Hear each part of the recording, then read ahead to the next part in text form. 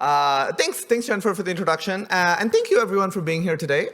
This is the first time the Lotus team has undertaken an endeavor like this, so very excited about the support, and even more excited to talk about, the stuff we're building, the stuff we're working on, and the various other teams building on around Lotus, onboarding data onto Filecoin, and so on. I'm very excited to be here, and I hope you are too.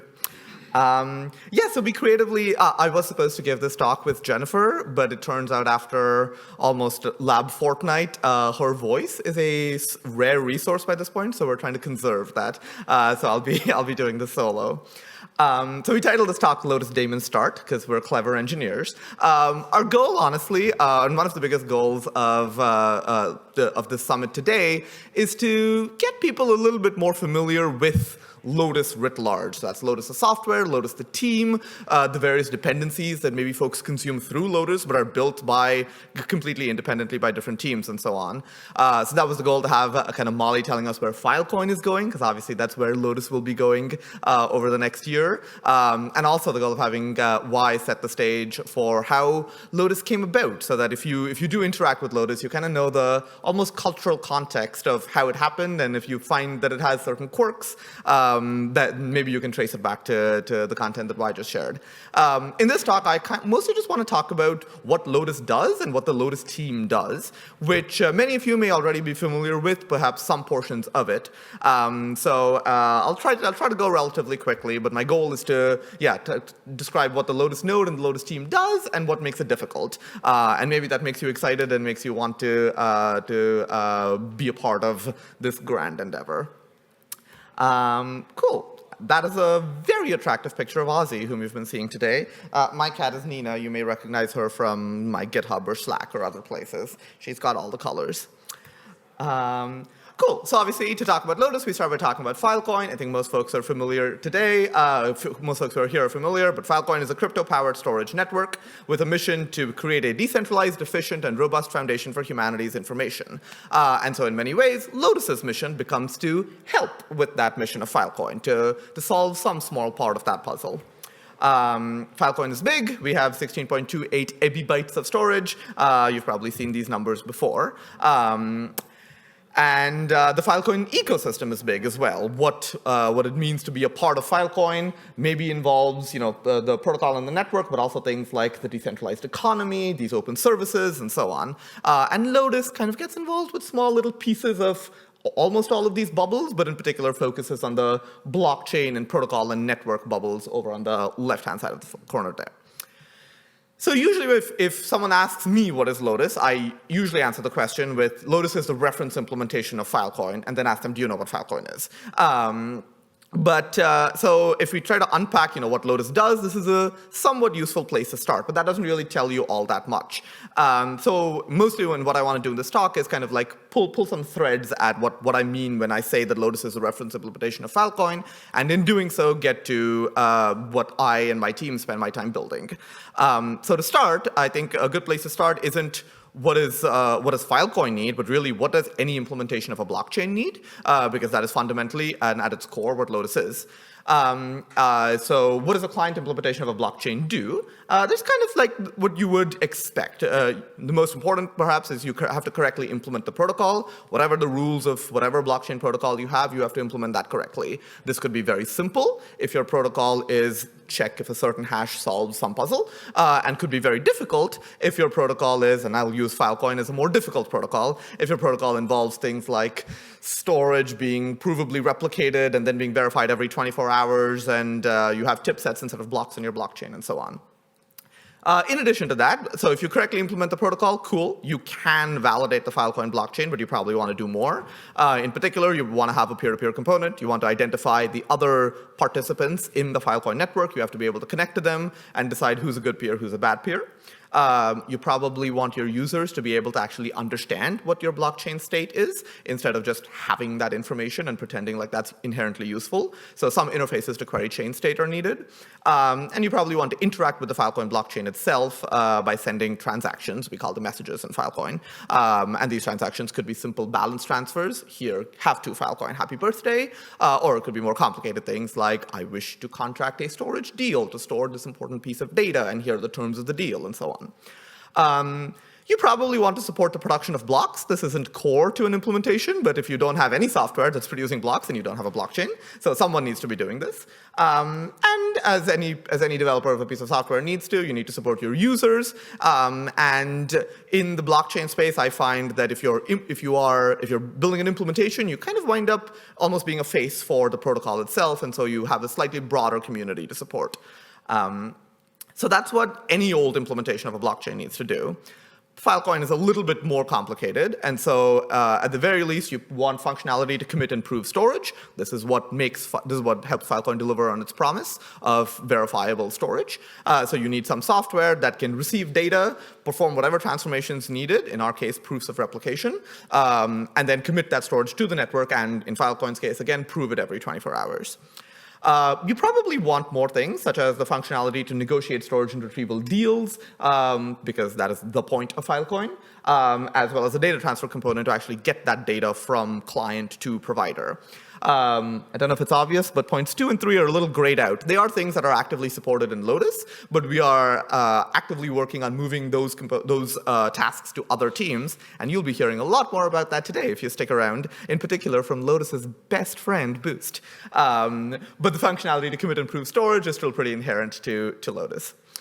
So now we can go back to this definition and say, okay, well, Lotus is a reference implementation of Filecoin. We've kind of agreed what an implementation of a blockchain needs to do. We've kind of agreed what Filecoin needs. So from that, we can try and get at what the Lotus piece of software and the team building the Lotus piece of software needs to be doing. And I've broken it out into this big 5, where there's 5 kind of big pieces that we work on. Piece number 1 is Lotus itself, as you would imagine, but it is not an exaggeration to say that's only about 25% of what the Lotus team and what I think the Lotus project represents, if that makes sense. But obviously, so one piece of software is Lotus itself that needs to sync the Filecoin blockchain and do so correctly and be resilient to attacks. The Lotus team maintains or co-maintains a suite of actors. Actors are basically Filecoin's term for smart contracts, if you're familiar with that term. And they're more like precompiled contracts almost that define the core Filecoin protocol itself. So things like, did this storage provider correctly prove their storage in the past 24-hour period is written in actors code and run on the Filecoin virtual machine. Piece number 3 is the Lotus-Miner. This is the piece of software that seals data, so performs these proofs of replication, proves that data every 24 hours, accepts deals from storage clients, produces blocks on the blockchain, and so on. We will be going into a much deeper dive of that piece soon. Point number 4 we call drive research to production. This is one that we recently added because we realized we weren't accurately representing a lot of the work we do before, in our stated goals. It is a little bit of an implicit mission that we have, but basically what this comes down to is being the team building the implementation of a blockchain gives you a really, really useful vantage point in that you know the protocol as it exists today really well. You know what the users experience because they're talking to you every day. And this gives you valuable feedback to provide to research teams that are thinking much higher level and much longer term. So if someone has a brilliant idea tomorrow on how to make Filecoin better, whether that's put a virtual machine on Filecoin or a new consensus mechanism or a new proof system, whatever else, it's great. We're not the ones creating those ideas, but we're often one of the best teams to talk to in order to provide feedback along, will this idea be feasible? Will this idea be secure? Will our users want this idea? Like, will the Filecoin community say, no, absolutely not, I don't care about that, or will they be jumping out of their seats in excitement? And then we wind up doing a lot of the kind of integration, testing, maybe even the implementation work. And point number 5 is the community, as I mentioned. So what I wanted to do was dive deep into each of these 5 points. I covered them at a high level. What I'd like to focus on is what makes them difficult, because I think that's what makes our jobs interesting. That's what, but also if you're a user of Lotus and often annoyed by things that Lotus does, maybe this gives you a sense of why some of these things are challenging. If you're a developer, maybe this gives you interest in trying to solve some of these problems because we need the help and we're hiring. So I'll try to do that at a relatively high level, starting with Lotus itself. So what does the Lotus daemon need to do? If you run Lotus daemon start, it spins up a process. What does that process need to do? Needs to find and communicate with peers, as discussed. You need to execute messages, transactions, to compute chain state and validate these blocks that you're receiving. You need to store the chain state. And I didn't have this point in here initially, and Jennifer, our TPM, pointed out, you really should include that because that is a challenging thing when you're dealing with Filecoin, because our chain state is big, as you probably know. So we need to store the chain state and support querying it for users who want to inquire about the chain state. You want to maintain a message pool of messages that are waiting to be included on chain. So someone somewhere wants to be sending some transaction, they send it to your Lotus node. You want to support having it in your pool, sharing it with your peers, and for folks who are producing blocks, yank messages out of that pool, include them in blocks, and have the logic to support that. And you probably want an internal wallet for easy access to funds as needed. This doesn't have to be the most secure wallet in the world, but it should be easily accessible. Just as an example, if you're running a Lotus-Miner, you need a wallet to be submitting your proofs every 24 hours. And so we have that built into the Lotus wallet. What makes this difficult? I think the single biggest piece that makes this challenging and that leads to issues is that you are receiving a lot of untrusted input at any given time. This kind of goes to just participating in any decentralized distributed system. So every message that any peer might be sending you, whether it's a block, a transaction, a whatever else, could be designed to attack you. Most of the thorniest bugs that we have, bombs that we have defused in Lotus since mainnet have had to do, have been unearthed in audits of the P2P layer, where auditors have said something to the effect of, hey, if I send this bad message, I will crash your Lotus node. And so that is one of the most challenging points. Scalability is a big problem and continues to be a big problem. And there's things we can do within Lotus to address that, and there's things we can do at the Filecoin protocol level, as Molly alluded to in her talk, to address that. And being correct is not the easiest thing to do because the Filecoin protocol is dense and complex. This is one of the advantages to having multiple implementations, where it is one of the best ways to realize that you're not implementing the protocol correctly is having someone else that's implemented the protocol correctly, and then you're not in consensus anymore, and you know that one of you has made a mistake somewhere. So that I think those are kind of the key challenges that Lotus faces. Builtin Actors, as I mentioned, are the precompiled contracts that kind of run the core code of the core protocol of Filecoin itself. So these include things like the storage miner. Anyone that's running a miner has deployed a miner contract or a miner actor onto the Filecoin blockchain. The storage market currently transacts all deals on the Filecoin blockchain, and so on. The number one thing here is it needs to be very, very carefully tested because, as I said, this is the kernel of the Filecoin protocol itself. Any mistakes here are going to affect every participant in the Filecoin blockchain because they're all using this as their source of truth, and also are going to be very, very painful to fix because in order to fix any issues in Actors code, you essentially need to perform a network upgrade. Other blockchains call this a hard fork, and that is complicated and time-consuming and involves getting the community aligned, but you don't want to reveal issues if they are a big issue because that leaves the protocol vulnerable. And yeah, it's written in Rust and only co-maintained by the Lotus team, and as of July this year, runs on the Filecoin virtual machine. So biggest challenges here, security and correctness, we kind of talked about already. Determinism is another really big one. And for folks who were around back in December of 2020, the Filecoin mainnet chain halted, the only time we've halted, for about 3 to 4 hours. And that was not a vulnerability issue in any way. It was not, something was not being attacked. We just had a non-determinism in Actors code. And so everyone ran this code. Everyone got technically the same correct result. There was nothing wrong with the result they got, but they weren't agreeing on what that result was. And so everyone the chain fragmented into 20 million little pieces and the chain halted.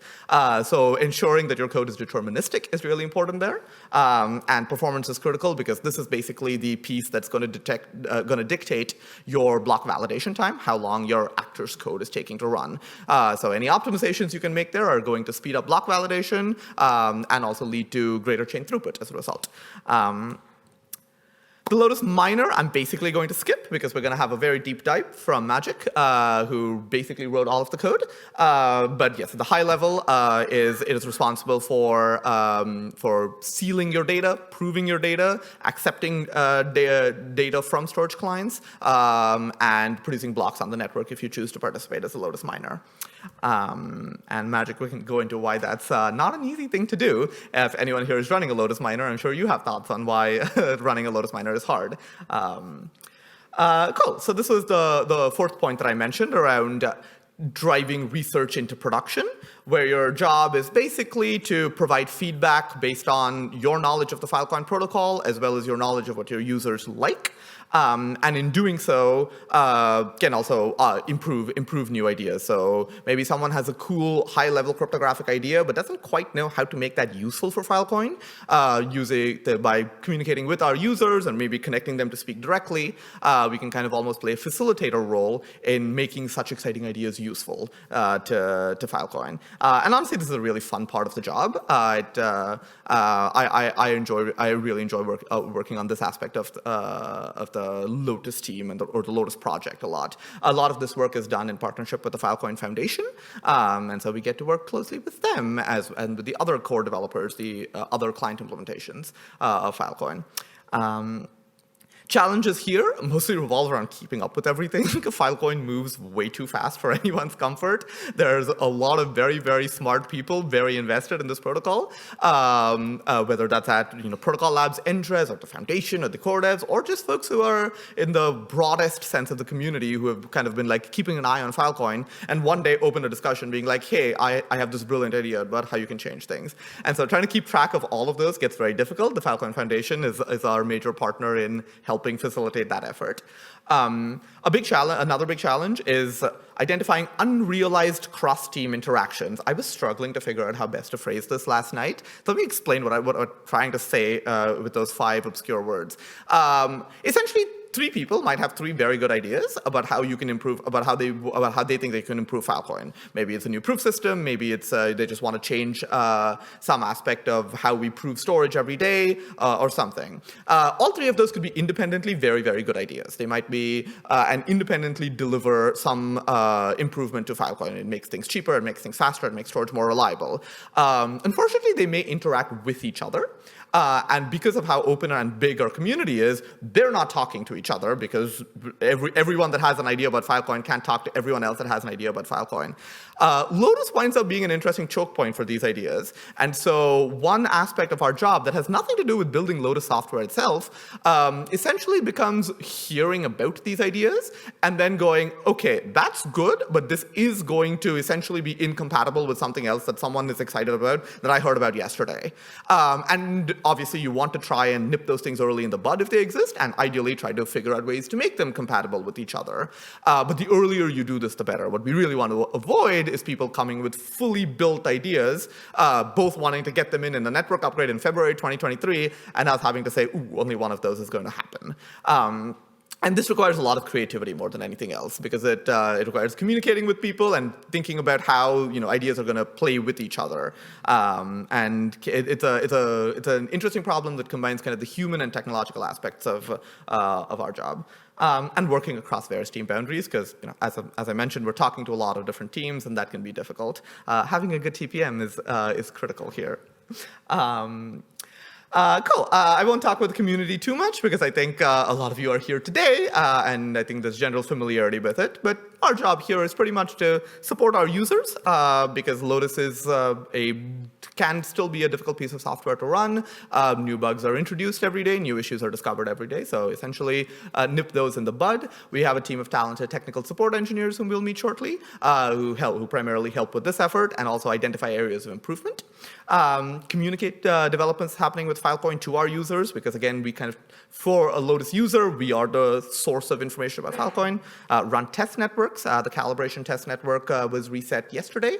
So if you were participating in that, you can start syncing that as of today.